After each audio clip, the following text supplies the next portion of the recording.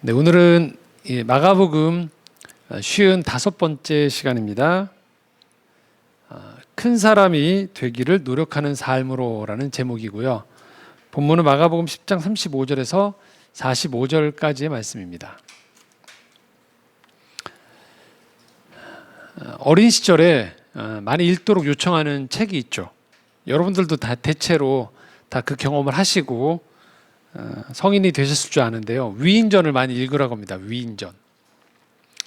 인류 역사에서 큰 업적을 남긴 사람을 에 대한 책을 읽는 거죠. 아이들이 꿈을 갖도록 하는 겁니다.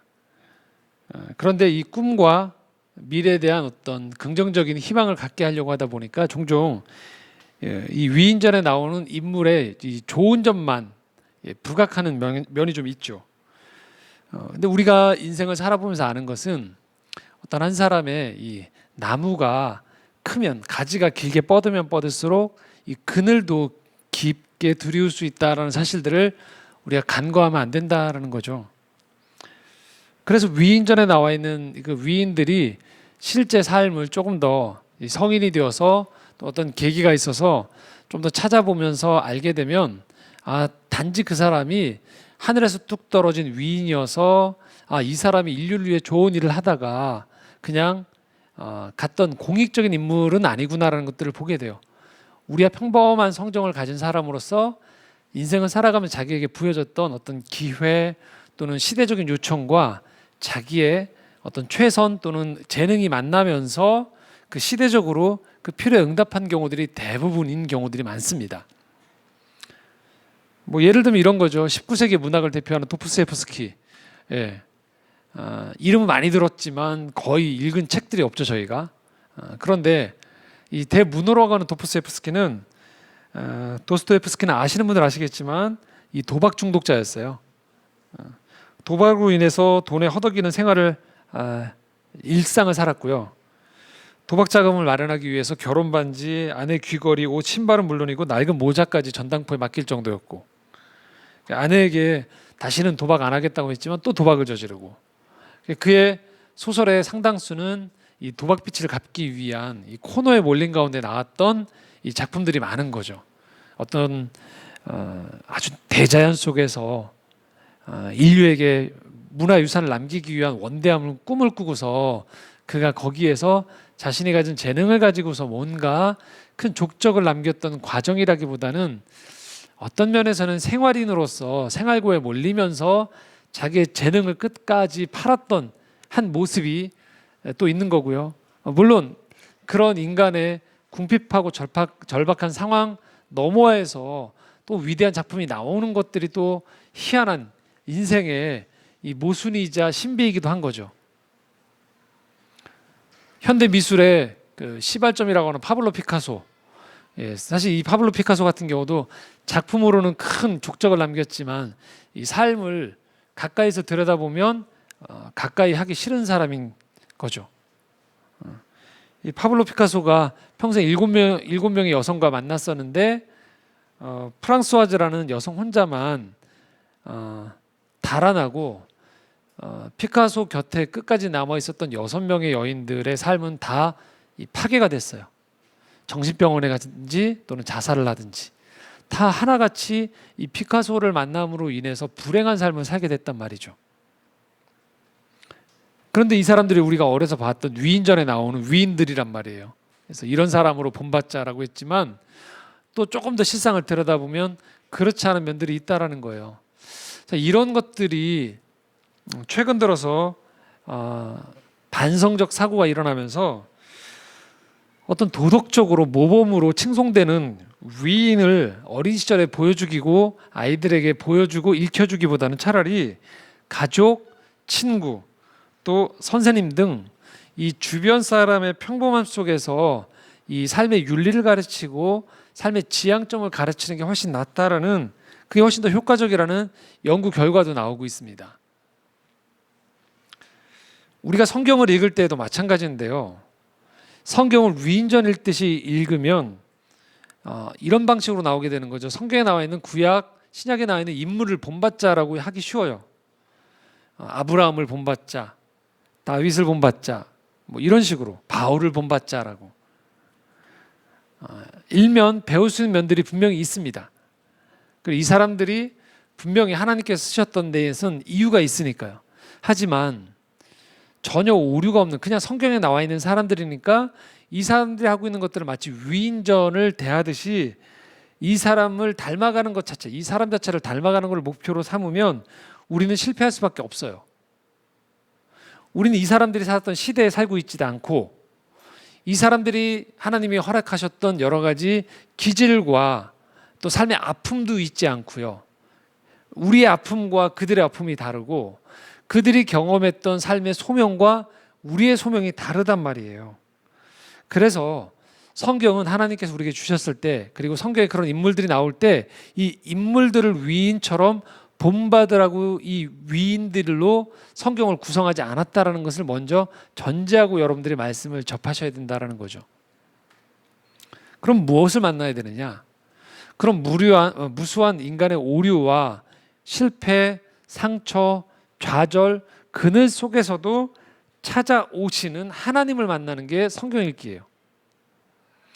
그리고 그 하나님으로 인해서 변화되어지고 또 그 하나님을 만남으로 인해서 하나님의 동역자가 되어서 이 땅에 하나님의 일들, 하나님이 계획하셨던 그 아름다운 일들을 이뤄나갔던 사람들의 열매를 보게 되어지는 것. 그래서 오늘 우리의 삶의 자리에서도 하나님이 저 사람을 저렇게 썼듯이 오늘 나의 삶의 소명의 자리에서 어떻게 나를 쓰실 것인가에 대한 기대를 하고 그 하나님과 동역하고 그 하나님과 함께 동행하는 것을 배우는 것이 이 성경 읽기의 기본인 것이죠. 성경에서 만나야 되는 분은 그래서 하나님이라는 겁니다. 오늘 본문도 여러분들이 잘못 읽으시면 아주 오해하기 쉬운 본문 중에 한 본문입니다. 43절과 44절 한번 같이 읽도록 하겠습니다. 같이 읽겠습니다.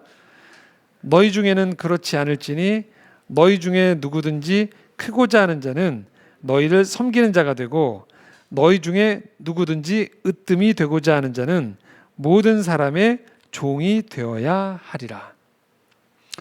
제가 사역을 하면서 또 성경을 가르치거나 함께 묵상하면서 이 성경을 이런 본문들을 대하면서의 사람들의 마음속에 가장 오류가 범하는 본문 중에 하나가 이런 본문들이에요. 이런 겁니다. 43절을 보면 여기에 방점을 찍는 거죠. 너희 중에 그렇지 않을지니 너희 중에 누구든지 뭐 하려고 하는 사람들? 크고자 하는 사람들.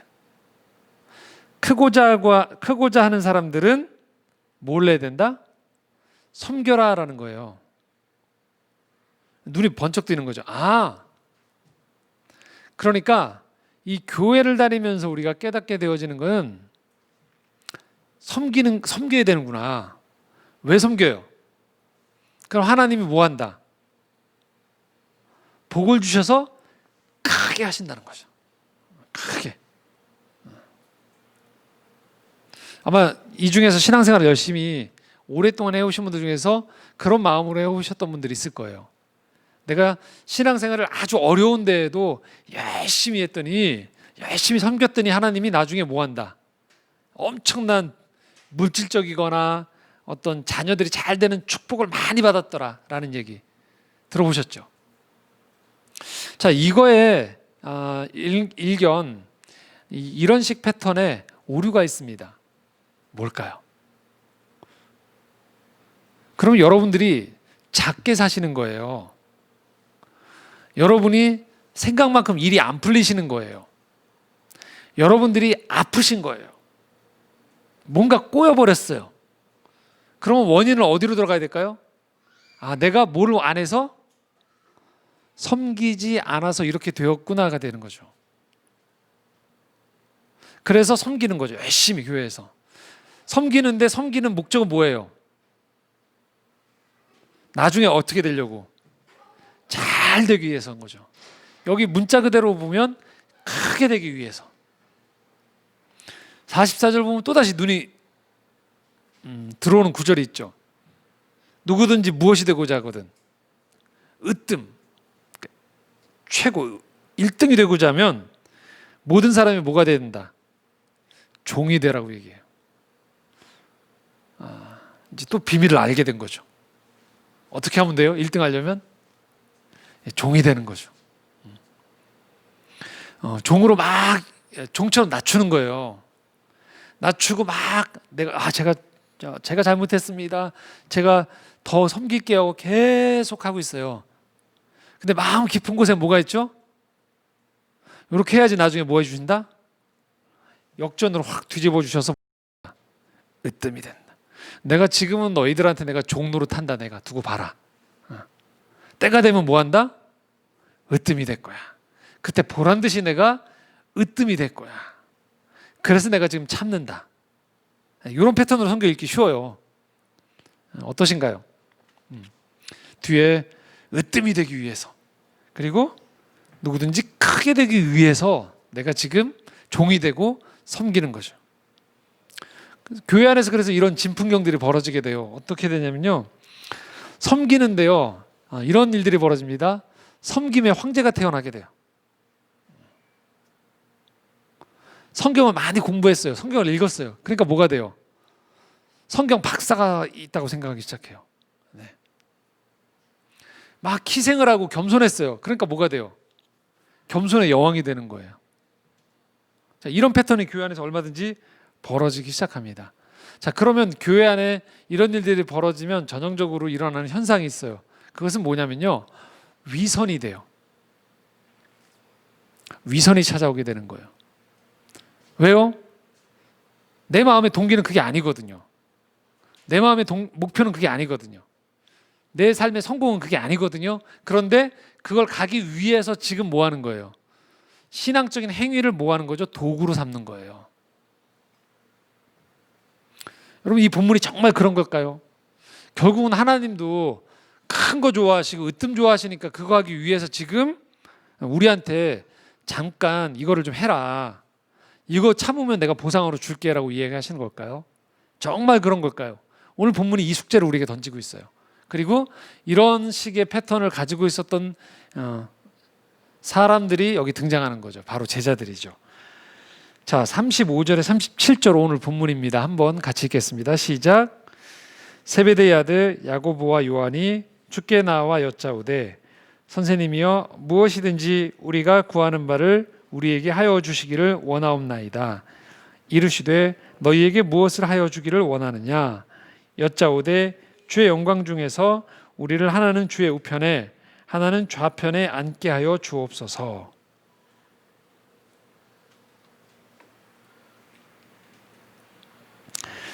제자 중에 야고보와 요한이 주님께 나옵니다. 그리고 요청을 해요. 선생님이요, 무엇이든지 우리가 구하는 바를 우리에게 주기를 원하십니다. 원해요. 우리는 주셨으면 좋겠습니다라고요. 예수님이 그럼 뭘 너희들 원하는데 했어요. 그러자 주님이 영광 중에 어떤 영광스러운 자리를 오르실 때 오른쪽과 왼편에, 그러니까 오른팔 왼팔로 가장 영예스러운 양쪽에 저희를 놔주십시오라고 요청하는 거예요. 예수님이 38절에 이렇게 대답합니다. 함께 읽겠습니다. 예수께서 이르시되 너희는 너희가 구하는 것을 알지 못하는도다. 내가 마시는 잔을 너희가 마실 수 있으며 내가 받는 세례를 너희가 받을 수 있느냐. 자, 이 본문은 몇 주 동안 저희가 계속 살펴봤었던 예수님이 나는 죽으러 간다고 얘기했던 본문하고 연결되어지는 거예요. 계속 그 얘기하고 계시거든요. 제자들은 그게 귀에 들어오나요, 안 들어오나요? 안 들어오고 있는 거예요. 그래서 영광이라는 단어를 쓰면서 영광 중에 임하시면 좌우편에 놔주십시오. 그러자 예수님이 이렇게 얘기하는 거예요. 너희 구하는 거 뭔지 모른다.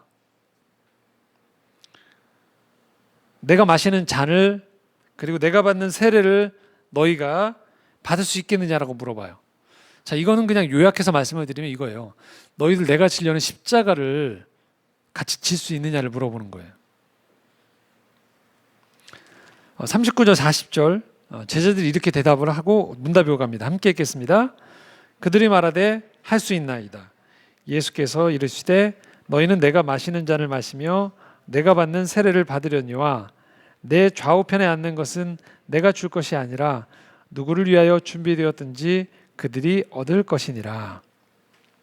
그들이 이렇게 얘기하는 거죠. 예수님이 잔과 세례를 받을 수 있느냐, 십자가를 질 수 있느냐라는 은유적 표현이지만 그렇게 물어보자 제자들이 뭐라고 했냐면 할 수 있다고. 그래서 예수님이 이렇게 얘기하세요. 좋다.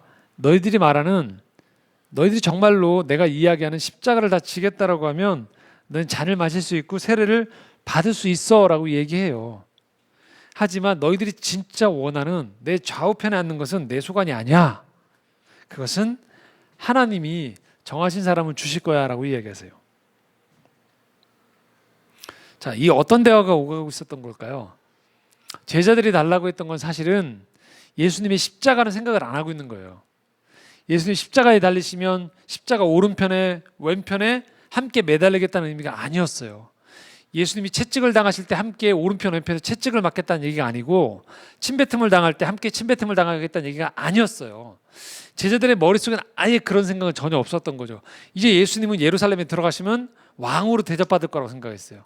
메시아로. 그 사람들의 삶을 바꿀 혁명가로 사람들의 칭송을 받을 걸 기대한 거죠. 그래서 그런 때 제일 좋은 자리에서 사람들의 환호를 받는 자리에서 3년간 제자 노릇을 했으니 이제 우리에게 그에 합당한 보상을 주십시오라고 했다는 거예요. 엇갈리고 있는 거죠. 스승은 계속 죽는다고 얘기하는데 제자 둘이 툭 튀어나와서 우리 좋은 자리 주십시오라고 얘기하는 거예요. 자, 이쯤 되면 나머지 10제자들은 어떤 반응을 이렇게 해야 될까요? 이렇게 얘기해야 되겠죠. 지금 주님이 계속적으로 십자가를 지고 죽는다는 얘기 너희들 둘 어떻게 들은 거야? 라고 해야죠. 주님이 지금 가시는 길은 고난의 길이고 가시밭길이고 제자인 우리조차도 따라가기가 너무나도 두렵고 어려운 길이야 라고 해야 마땅합니다. 그런데 마태복음 20장 24절 한번 같이 41절 먼저 읽겠습니다. 시작. 10제자가 듣고 야고보와 요한에 대하여 화를 내거늘. 자, 이 본문이 공간복음서라고 하는 마태, 마가, 누가복음에 동일하게 나오거든요. 마태복음 20장 24절은 이렇게 표현하고 있습니다. 읽겠습니다. 10제자가 듣고 두 형제에 대하여 분이 여기거늘. 그러니까 마가복음에는 화를 냈다고 돼 있고 마태복음에는 분이 여겼다라고 나와 있어요. 이 본문만 보면 지금 제자들의 심리가 잘 안 드러나요. 그런데 누가복음 22장 24절에 보면 똑같은 본문에 대한 이 사건에 제자들의 심리가 정확히 나옵니다. 함께 읽겠습니다. 또 그들 사이에 그중 누가 크냐 하는 다툼이 난지라.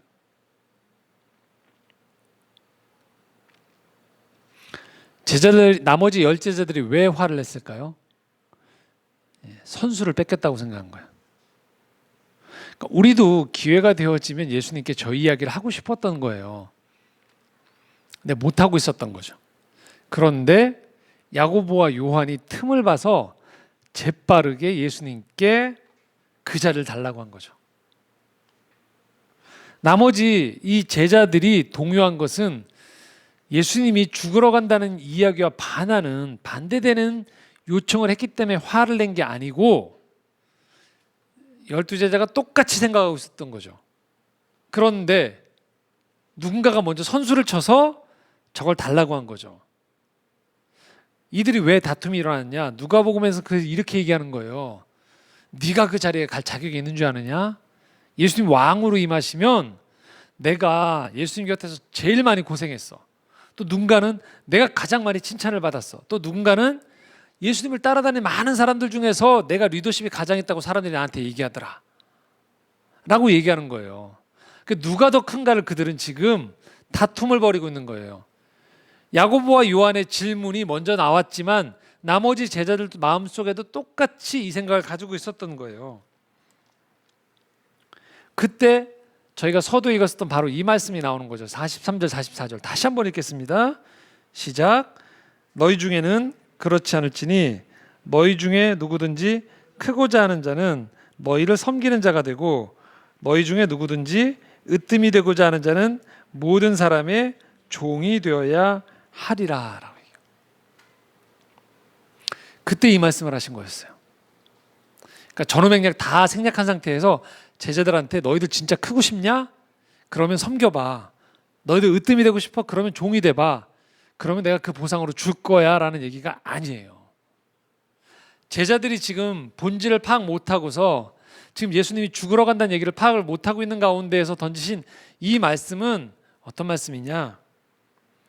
이런 거예요. 너희 정말로 나를 따라왔다라는 것, 내가 자기 십자가를 지고 나를 따르라고 얘기했던 것, 하나님 나라가 임한다고 할 때 너희들 어떤 사람이 되는 건 줄 알아? 라고 얘기하시면서 이렇게 얘기하는 거예요. 진짜 종이 되는 거야. 진짜 섬기는 사람이 되는 거야. 자, 여기서 한 걸음 더 들어서 말씀을 드리겠습니다. 이렇게 말씀하시는 거예요. 종 되는 거 기뻐하는 사람 되는 거야. 섬기는 거 기뻐하는 사람 되는 거야. 자, 한 번 더 비유를 들어드리겠습니다.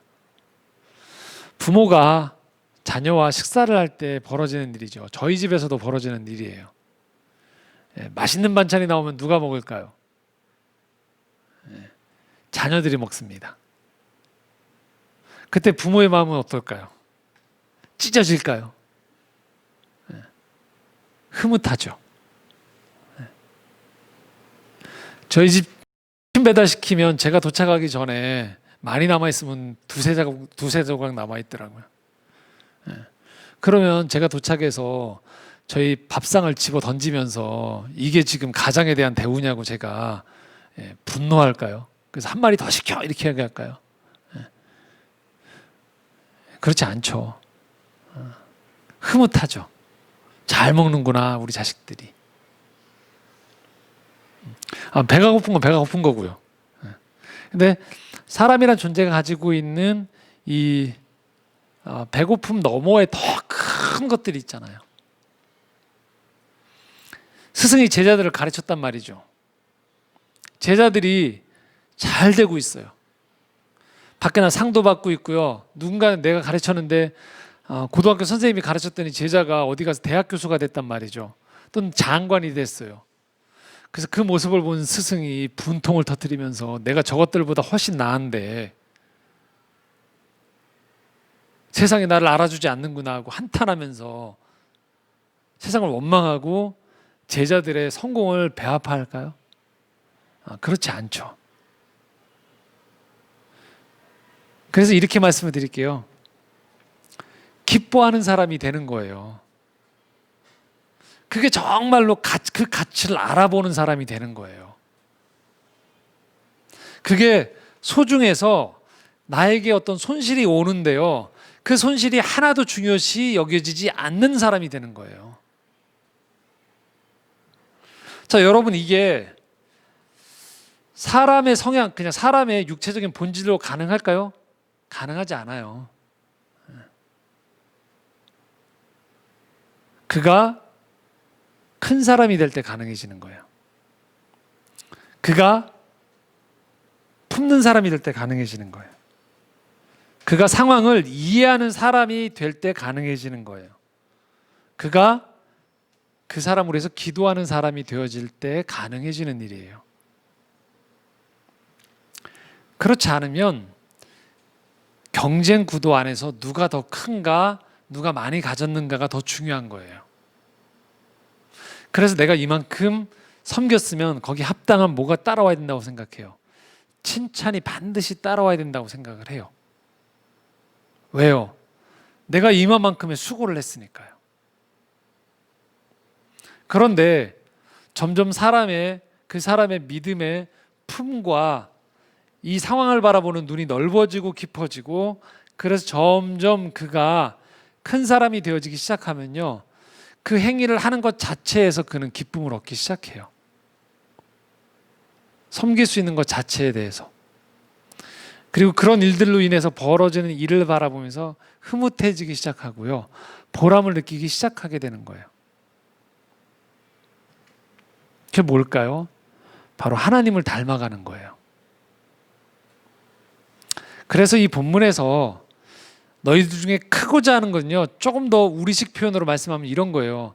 너희들, 여러분, 제일 큰 사람이 누굴까요? 제일 큰 존재가 누굴까요? 하나님이거든요. 너희들 하나님처럼 큰 존재가 되고 싶냐? 그럼 뭐 하라는 거예요? 섬기라는 거예요. 가장 으뜸이 누구실까요? 하나님이죠. 너희들 하나님처럼 으뜸처럼 그런 사람이 되고 싶으냐? 그럼 뭐 하라는 거예요? 종이 되라는 거예요. 전혀 다른 차원의 사람이 되라는 거예요. 그 부르심을 우리를 부르시는 거예요. 너희들끼리 누가 더 크냐의 도토리 키재기의 세계에서 벗어나서 삶을 전혀 다른 전망 안에서 바라보는 관점인 거죠.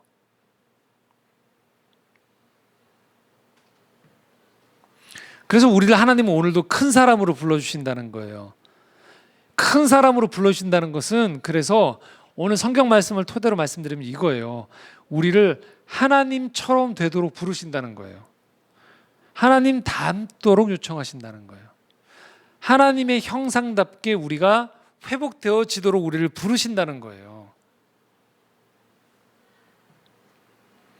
예수님이 이렇게 말씀하세요. 그래서 이 땅에 계실 동안에 요한복음 14장 22절에 보면 이렇게 얘기합니다. 너희들 나보다 더 커질 거야 라고 얘기하세요. 함께 읽겠습니다. 본문. 내가 진실로 진실로 너희에게 이르노니 나를 믿는 자는 내가 하는 일을 그도 할 것이요 또한 그보다 큰 일도 하리니 이는 내가 아버지께로 감이라. 예수님이 이 땅에 사역을 하시고 난 다음에 아버지께로 부활승천해서 가시면서 하시는 말이 뭐냐면요, 너희들은 나보다 훨씬 더 큰 일을 할 거라는 거예요. 당연히 하나님이신 예수 그리스도가 하셨던 그 이적과 기적과 가르침의 권위만큼을 따라갈 사람은 없겠죠. 하지만 어떤 면들은 분명히 우리가 예수님보다 훨씬 더 큰 일을 해요. 이런 거죠. 여기 있는 분들 중에 상당수는 예수님보다 훨씬 더 오래 사셨어요, 이미. 예수님은 중동 팔레스타인 지방에서만 선교 사역을 하셨단 말이에요. 그런데 어떻게 돼요? 그의 제자들은 땅 끝까지 이르러서 복음을 전하기 시작한단 말이에요. 예수님의 공생애는 3년이었어요. 그런데 우리가 하나님 나라를 위해 살기 시작하면 그것보다 훨씬 더 물리적인 시간은 긴 시간 동안 일을 하기 시작한다는 거예요. 예수님이 유대 땅에 있는 사람들을 먹이셨단 말이에요. 그런데 어떤 사람들은요, 그것보다 훨씬 더 전 세계에 많은 기아들과 가난한 사람들을 도우면서 사는 사람들이 벌어진단 말이죠. 전 세계에 교회가 세워지고 있고요. 매주 예배가 드려지고 있고 새벽마다 기도하는 분들이 있단 말이에요. 2000년 전에 예수님이 하셨던 일보다 뭐예요? 훨씬 더 큰 일을 하고 있단 말이에요. 예수님이 그걸 바라보시면서 괘씸하게 생각하실까요? 어떻게 저 존재들은 나보다 더, 신인 나보다도 더 많은 일들을 하지라고. 아니죠. 인간이 할 일과 신의 아닌 일이 다르기 때문에 그분은 그분 나름대로 우리를 위해 오늘도 기도하시고 일을 하시는 거죠. 하지만 적어도 육체를 가지고서 했었던 일들은 그 범위를 이미 넘어선 2000년 역사의 기독교가 그걸 증언하고 있는 거죠. 예수님이 하셨던 일의 바톤을 이어받아서 우리는 훨씬 더 그분의 일을 이제 더 수원지에서부터 하류로 더 넓게 바다까지 이 일을 넓히는 일을 해오고 있는 것이죠. 결국 우리가 커진다는 것, 큰 사람이 된다는 것은요, 육신의 사람의 수준에서 세상을 바라보는 것이 아니고 하나님의 시선으로, 하나님의 자녀로 이 땅을 살아가면서 그분의 동역자가 되어진다는 의미인 거예요. 우리의 수준은 그래서 이 땅에서의 조금 더 나은 평수, 조금 더 나은 지위를 갖는 정도를 넘어가서 하나님의 형상으로서, 하나님의 동역자로서, 하나님의 자녀로서 점점 하나님을 닮아가서 신적 대리인으로서 여러분의 삶의 자리에 살아가게 된다는 거죠. 그래서 우리가 더 세상적인 의미에서 경쟁해서 조금 더 크다라고 인정받기 위해서 흉내내면서 섬기는 게 아니고요. 섬기는 게 정말 좋은 사람이 되는 거예요. 종이 되어지는 게 정말로 기뻐하는 사람이 되어지는 것이죠. 그럴 때 우린 비로소 점점 하나님을 닮아간다는 거예요. 그걸 누가 하셨을까요? 바로 하나님이 하셨다라는 거예요. 그것을 이 신학적인 용어로 인카네이션, 성육신이라고 표현합니다. 빌립보서 2장 5절에서 8절. 그래서 이렇게 우리에게 표현하고 있습니다. 함께 읽겠습니다. 너희 안에 이 마음을 품으라. 곧 그리스도 예수의 마음이니 그는 근본 하나님의 본체시나 하나님과 동등됨을 취할 것으로 여기지 아니하시고 오히려 자기를 비워 종의 형체를 가지사 사람들과 같이 되셨고 사람의 모양으로 나타나사 자기를 낮추시고 죽기까지 복종하셨으니 곧 십자가에 죽으심이라. 그는 근본 하나님의 본체시나 하나님과 같이 있지 않고 동등됨으로 여기지 아니하시고 이 땅에 내려오셔서 무엇의 형체를 가지사 종의 형체를 가지셨다라는 거예요. 예수님의 사역을 보면요, 그래서 그분은 종된 사역을 하신 거예요. 종으로 흉내를 내신 게 아니에요. 종으로 사셨어요. 왜요? 하나님이시거든요. 창조자예요. 신이란 말이에요. 그가 인간의 몸을 입고 이 땅에 내려오셨다라는 거예요. 사람들과 같이 되셨다라는 거예요. 있을 수 없는 일을 그분이 하신 거죠. 그리고 자기를 낮추시고 심지어는 그의 피조물에게 돌을 던짐을 맞고 채찍을 맞고 침뱉음을 당하고 결국은 못 박혀 죽는 일을 감당하셨다는 거예요. 비록 육신은 아팠지만 예수 그리스도의 영혼은 이것을 기뻐하셨어요. 그래 십자가상에서 그분은 이렇게 말씀하셨죠. 다 이루었다. 육신적으로 아프지 않다는 게 아니에요. 힘들지 않다는 게 아니에요. 하지만 그분의 영혼은 기뻐하셨어요. 왜요? 나는 죽으러 왔거든요. 나는 종이 되기 위해서 왔거든요. 나는 섬기기 위해 왔거든요. 그걸 제대로 해냈거든요. 그러니까 그분이 다 이루었다라고 기꺼이 그 말씀을 하셨던 것이죠. 하나님이 오늘도 우리를 불러주세요. 이것은요, 경쟁에서 이기는 차원이 아닙니다. 이 세상을 하나님의 눈으로 보는 사람이 되도록 요청하신다는 거예요. 그래서 주님이 말씀의 결론 부분에 이렇게 말씀하시는 거죠. 10장 45절입니다. 함께 읽겠습니다. 인자가 온 것은 섬김을 받으려 함이 아니라 도리어 섬기려 하고 자기 목숨을 많은 사람의 대속물로 주려 함이니라. 이 부분만 또 딱 대놓고 보면 어떤 분들은 그래서 싫어하는 거예요. 왜요? 기독교인 되려고 했더니 결국은 맨날 섬기라고 하는 거구나. 처음에만 새신자 됐을 때만 당신은 사랑받기 위해 태어난다라고 찬양해 주더니 조금 지나니까 한 1년쯤 지나니까 그때부터 뭐 하라고 해요?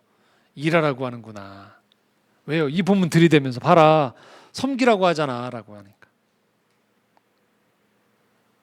또 어떤 분들은 이렇게 얘기하는 거죠. 내가 좀만 더 참으면 그래 대접받는 날이 올 거야 라고. 교회 직분을 받아서 내가 장로가 될 거야. 예를 들면 내가 그래서 교회에서 성도들한테 이 장로란 직분 가지고 존경받고 장로님 하면서 맨날 당회나 이런 데 들어가서 내 말에 무게가 실리는 이것을 세상적인 의미에서 출세라고 생각하는 거죠.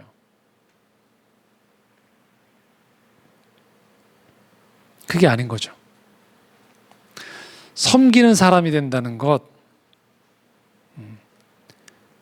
하나님과 본체셨던 예수님이 품으셨던 그 마음, 하늘 아버지께서 이 땅에 죄로 인해서 깨지고 아파하고 갈등하고 죽음을 두려워하는 그 사람들을 너무 마음 아파하시는 가운데 깨어진 피조 세계 가운데 기꺼이 가장 사랑하는 아들을 내려보내셨던 그 마음, 예수님이 죽으시고 부활하심을 통하여서 비록 그 과정은 힘들지만 회복되어지는 하나님 나라를 바라보시면서 기뻐하셨던 그 기쁨을 우리도 경험하고 그 기쁨이 삶의 목적이 되어지고 삶의 성공으로 규정될 수 있는 사람으로 우리를 초청하신다는 거예요.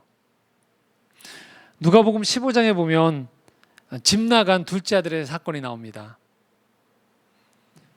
한 형제가 살고 있었는데 한 아버지와 둘째가 아버지의 유산의 절반을 떼어서 가출을 하죠. 이제는 나는 자유인이다라고. 다 써버렸죠. 재산을 방탕하게. 그리고 마침내 다시 집으로 들어옵니다. 그리고 집에 들어와서 나를 종이라고 해주십시오라고 할 때 그 아버지가 네가 어떻게 종이냐 그러시면서 잔치를 벌이죠. 그때 한 사람이 등장하죠. 누구죠? 집을 떠나지 않았던 큰형이 등장합니다. 그리고 그 광경을 보고 화를 내는 거죠. 나는 집에서 이렇게 열심히 섬겼는데 집 나간 아들은 다 써버리고 들어왔는데도 대접받습니까? 그럼 난 뭡니까? 라고 하는 거죠. 그때 아버지가 이렇게 얘기하시는 거죠. 왜 그런 생각을 하냐? 여기 있는 게 다 네 것인데. 오늘 우리가 인생을 살면서 큰아들처럼 살 수 있다는 거예요. 예배를 매주 드린단 말이죠. 주일헌금을 하고 11조헌금을 하고 새벽기도를 드리기도 하고 성경을 빼놓지 않고 읽기도 한단 말이죠. 근데 우리 마음속에 뭐가 있는 거예요? 이렇게 하면 분명히 뭐 한다? 큰 사람으로 만드실 거다. 이렇게 하면 으뜸이 되게 하실 거다.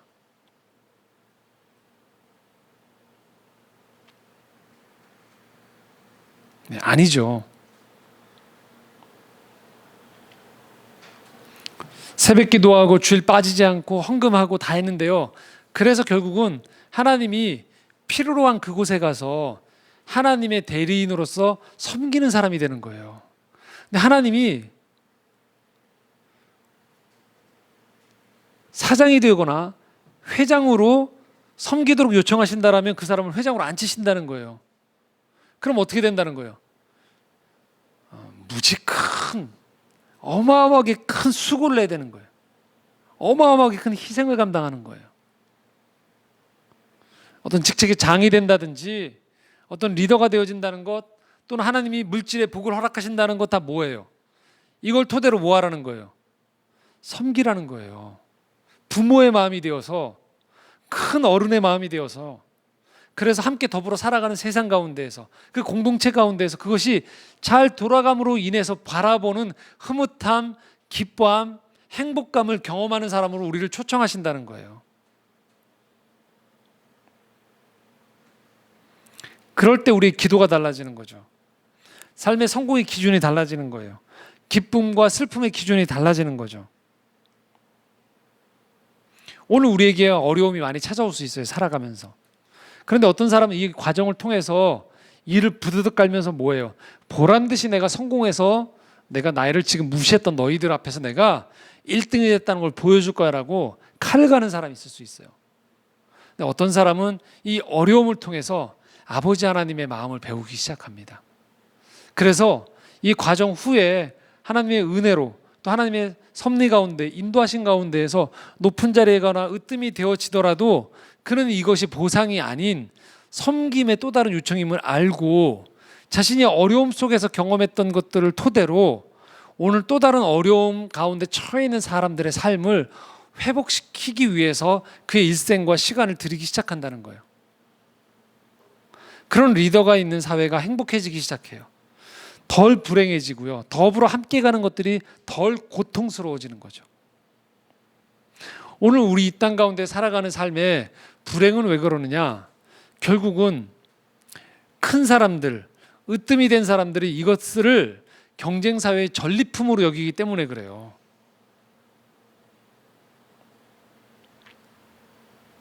그래서 그것을 가진 사람은 마음껏 그것을 더 향유하겠다고 하고요. 갖지 못한 사람들은 박탈감 속에서 정말 생을 살아가면서 살아갈수록 이 생이 지옥이 되는 쪽으로 만들어 가시는 거예요. 만들어 가지는 거죠. 하나님이 이런 풍경을 안타까워하세요.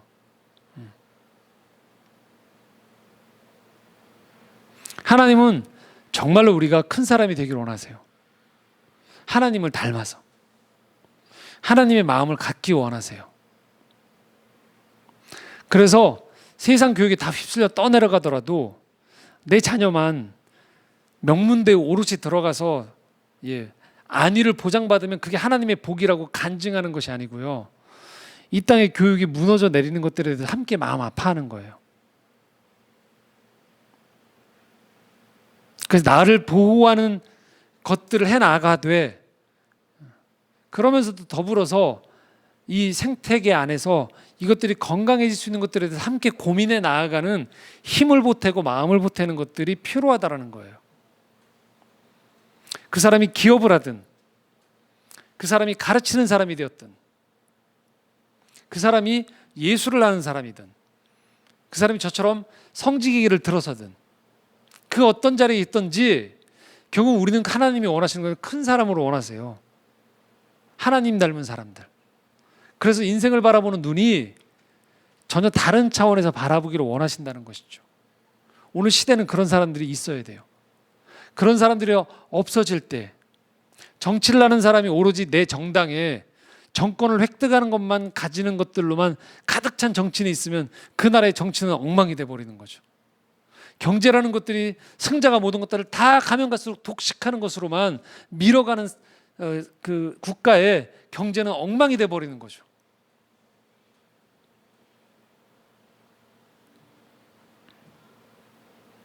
그럼 결국은 그 피해를 고스란히 남아있는 사람들이 다 받게 되어지는 거예요. 오늘 이 땅에 예술을 하는 사람들이 가면 갈수록 힘들어지는 이유 중에 하나가 바로 이런 거예요. 왜 그럴까요? 모든 것들을 다 돈으로 취한시켜버려요. 그래서 소수의 몇몇 스타들만 이걸 다 독식해요. 남은 사람들은 점점 어려워져요. 근데 이것들이 고스란히 다 본인들에게 돌아옵니다. 왜 그럴까요? 그림을 그리는 사람은 점점 그림을 그리기 어려운 시대가 되져가요. 음악을 하는 사람들은 음악 자체를만 가지고서 음악을 할 수 있는 환경이 열려지지가 않아요. 점점 함께 토양이 좋아지지 않고 함께 가라앉고 함께 어려운 시대가 되고, 그래서 결국은 자꾸만 지옥이 돼가는 거죠. 하나님이 오늘 우리에게 섬기라 요청하시는 것, 단순히 종교적인 의미에서의 몇 가지 그 예배당 안에서 이루어질 수 있는 신앙적인 행위 안에서 이루어질 수 있는 몇 가지를 가지고서 그걸 하면 섬기는 거다라고 이야기하는 정도가 아니라는 것들을 우리가 알아야 됩니다. 하나님은 이 온 우주 만물 가운데에서, 이 역사 가운데에서, 우리가 사는 생태 가운데에서 하나님이 되십니다. 그리고 그 가운데에서 하나님이 하나님으로서 하나님이 창조하신 이 세계의 아름다운 모습들이 회복되어지길 원하시고요. 우리 또한도 그 하나님의 마음을 헤아리며 그렇게 하나님을 닮아 큰 사람이 되어지길 원하신다는 것이죠. 여러분 모두 기도하실 때 그래서 그렇게 하나님 닮은 사람들 되기를, 그런 하나님의 큰 사람 되시기를 노력하는 삶이 되시기를 소망합니다. 기도하겠습니다.